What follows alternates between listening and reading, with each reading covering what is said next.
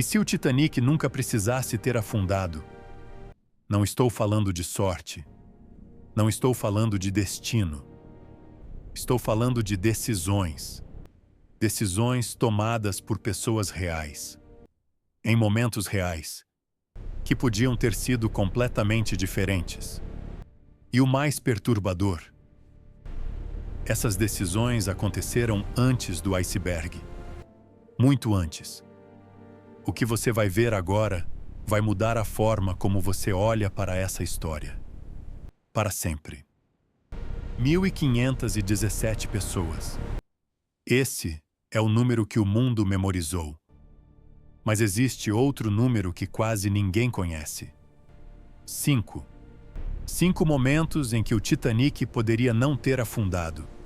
E nenhum deles está nos livros de história. Vamos encontrá-los juntos. Abril de 1912.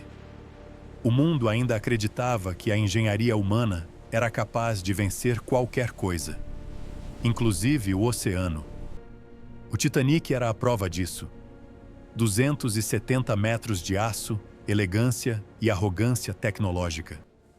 O navio mais sofisticado já construído, com restaurantes de primeira classe, suítes que rivalizavam com os melhores hotéis de Londres, e uma estrutura que levou 4 anos e 3.000 operários para tomar forma. A imprensa chamava de inafundável. A White Star Line não corrigia.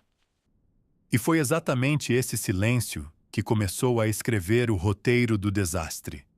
Porque quando você acredita que algo é inafundável, você para de tratá-lo como se pudesse afundar. Essa crença, invisível e silenciosa, atravessou cada decisão tomada naquele navio. Cada um dos 5 momentos que vamos explorar aqui. 14 de abril de 1912. Final da tarde. O Atlântico Norte se estendia calmo, espelhado, quase irreal.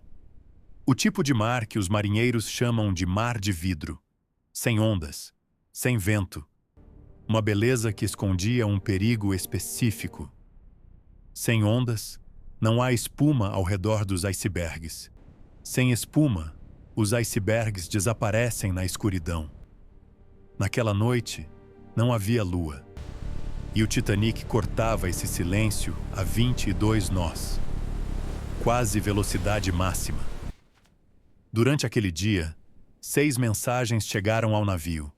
6 alertas de outros navios reportando a mesma coisa. Gelo, campo extenso de icebergs, exatamente na rota do Titanic. 6 vezes alguém tentou avisar.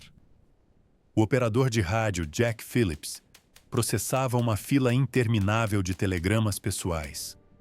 Mensagens de passageiros ricos, cada uma com prioridade comercial. Os alertas de segurança podiam esperar.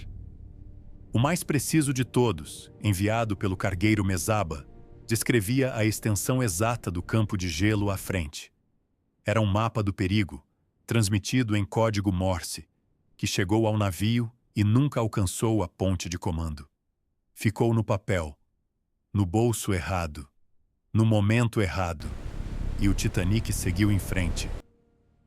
Se o capitão Edward Smith tivesse lido cada um desses avisos, ele teria reduzido a velocidade? Teria mudado a rota? Essa é a primeira pergunta que essa noite nunca respondeu. No topo do mastro, a 40 metros acima do convés, 2 homens vigiavam o horizonte. Frederick Fleet e Reginald Lee, os olhos do navio. Naquela noite, eles estavam vigiando a olho nu. Os binóculos existiam. Estavam a bordo, trancados num armário de madeira. A chave estava com David Blair, um oficial substituído na última hora em Southampton.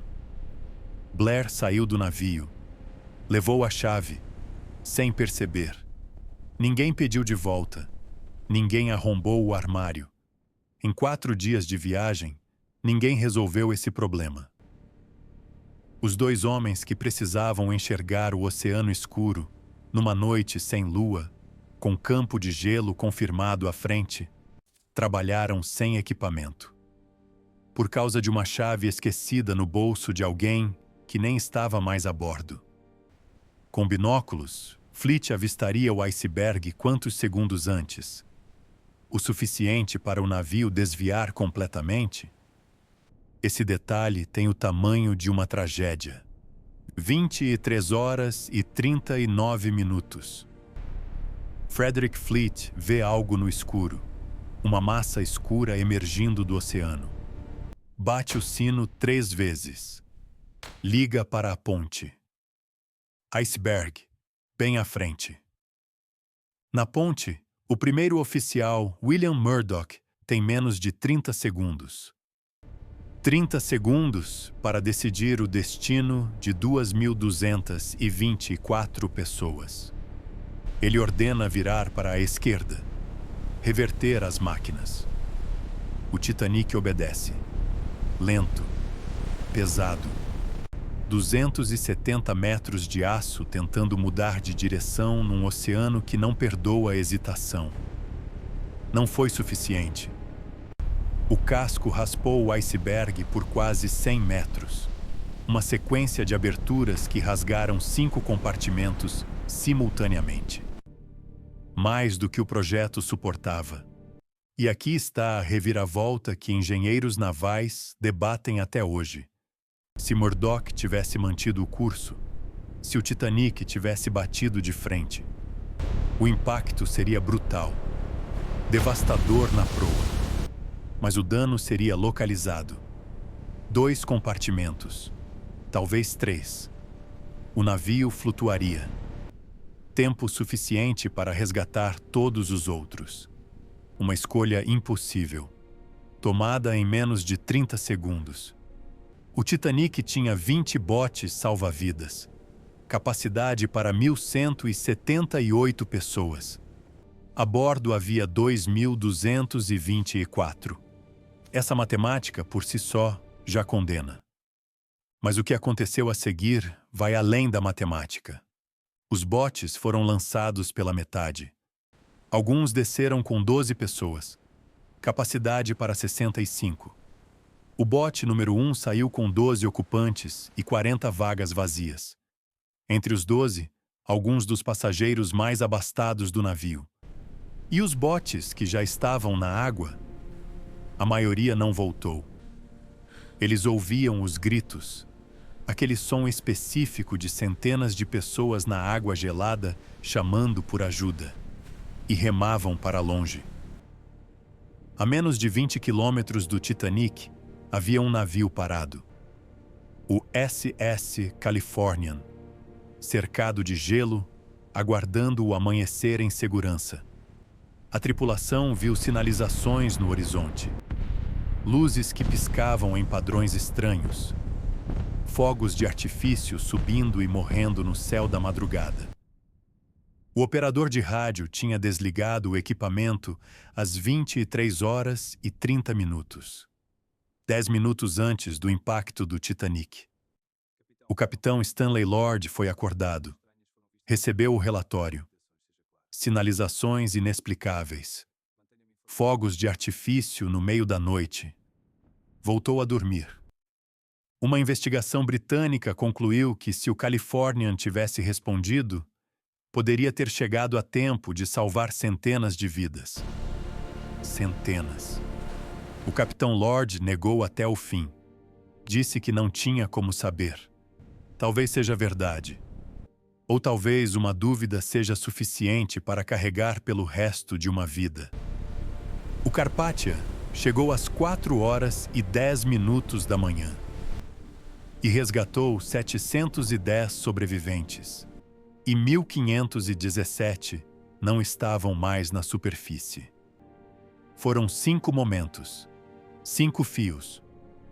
Os avisos que chegaram ao navio e não chegaram à ponte. Os binóculos trancados por uma chave esquecida. A manobra de 30 segundos que pode ter apressado o fim. Os botes lançados com vagas vazias enquanto o oceano enchia de vozes.